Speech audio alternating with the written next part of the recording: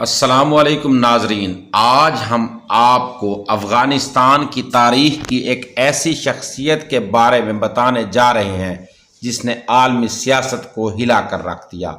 وہ شخصیت ہے ملا محمد عمر، طالبان تحریک کے بانی، امیر المومنین اور دنیا کے سب سے زیادہ مطلوب افراد میں سے ایک۔ ملا محمد عمر 1959 میں افغانستان کے صوبہ قندھار کے نزدیک ایک گاؤں چہر مزار میں پیدا ہوئے۔ وہ پشتون قبیلے ہوتک سے تعلق رکھتے تھے۔ ان کے والد مولوی غلام نبی ایک مذہبی عالم تھے اور ملا عمر بچپن ہی سے دیندار ماحول میں پروان چڑھے۔ ابتدائی تعلیم قندھار میں حاصل کی، بعد میں مختلف دینی مدارس میں تعلیم جاری رکھی اور قرآن و حدیث میں مہارت حاصل کی۔ 1989 میں جب سوویت یونین نے افغانستان پر قبضہ کیا تو ملا عمر بھی دیگر افغان مجاہدین کی طرح جہاد میں شریک ہو گئے۔ انہوں نے حزب اسلامی گلبدین، حکمت یار اور دیگر مزاحمتی گروپوں کے ساتھ مل کر جنگ لڑی۔ اس دوران وہ کئی مرتبہ زخمی اور ان کی ایک آنکھ بھی جنگ کے دوران ضائع ہو گئی، جس کی وجہ سے وہ ایک چشم ملا کے نام سے بھی مشہور ہوئے۔ سوویت یونین کے انخلا اور 1992 میں افغان مجاہدین کے اقتدار میں آنے کے بعد افغانستان شدید خانہ جنگی کا شکار ہو گیا۔ مختلف جنگجو گروہ اقتدار کے لیے آپس میں لڑنے لگے۔ اس افراتفری میں ملا محمد عمر نے 1994 میں طالبان تحریک کی بنیاد رکھی، جس کا مقصد افغانستان میں امن قائم کرنا اور شریعت اسلامی نافذ کرنا تھا۔ طالبان نے قندھار سے اپنی پیش قدمی شروع کی اور تیزی سے افغانستان کے بڑے حصے پر قبضہ کر لیا۔ 1996 میں انہوں نے کابل پر قبضہ کر کے اسلامی امارات افغانستان قائم کی۔ ملا محمد عمر کو طالبان شورا نے امیر المومنین کا لقب دیا۔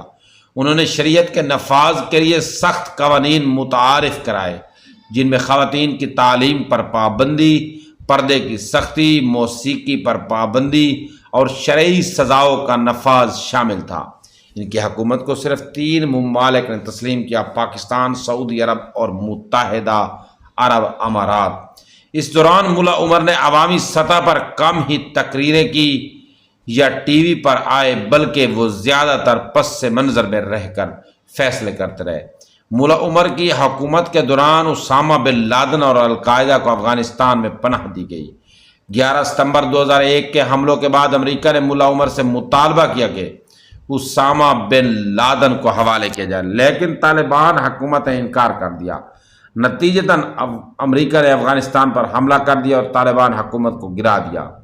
2001 کے بعد ملا عمر روپوش ہو گئے۔ امریکہ اور اتحادی افواج کے لاکھوں ڈالر کے انعامات کے باوجود پکڑے نہ جا سکے۔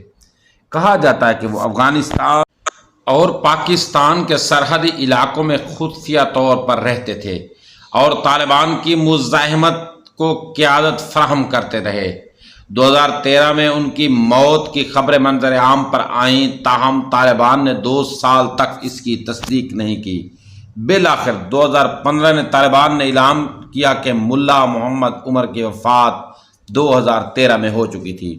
ان کی موت کے بارے میں مختلف روایات پائی جاتی ہیں۔ کچھ کے مطابق وہ بیماری کی وجہ سے فوت ہوئے، جبکہ کچھ کا کہنا ہے کہ وہ افغانستان کے صوبہ زاہل میں انتقال کر گئے۔ ملا عمر ایک سخت گیر مذہبی رہنما تھے، مگر ان کے ماننے والے انہیں ایک نیک، زاہد اور پرہیزگار شخصیت قرار دیتے تھے۔ انہوں نے زندگی سادگی میں گزاری اور دولت یا عیش و آرام سے گریز کیا۔ ان کی قیادت میں طالبان نے افغان معاشرے میں سخت اسلامی قوانین نافذ کیے، لیکن ساتھ ہی کئی حلقوں میں انہیں امن قائم کرنے کا کریڈٹ بھی دیا جاتا ہے، کیونکہ طالبان کے اقتدار میں لوٹ مار، افغاں برائے تاوان اور بد امنی نمایاں کمی میں آئی۔ ملا عمر کی وفات کے بعد طالبان میں قیادت کے حوالے سے اختلافات پیدا ہوئے، مگر ان کی شخصیت آج بھی طالبان کے لیے علامت کی حیثیت رکھتی ہے۔ 2021 میں طالبان نے دوبارہ افغانستان کا کنٹرول سنبھالا تو انہوں نے ملا عمر کے نظریات اور ان کے قائم کردہ نظام کو دوبارہ زندہ کرنے کی کوشش کی۔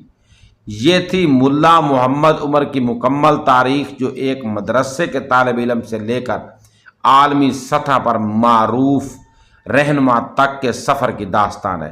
ان کی زندگی افغان تاریخ میں ایک اہم باب کی حیثیت رکھتی ہے، جو جہاد سیاست مذہب اور عالمی تعلقات کے کئی پہلوؤں پر اثر انداز ہوئی۔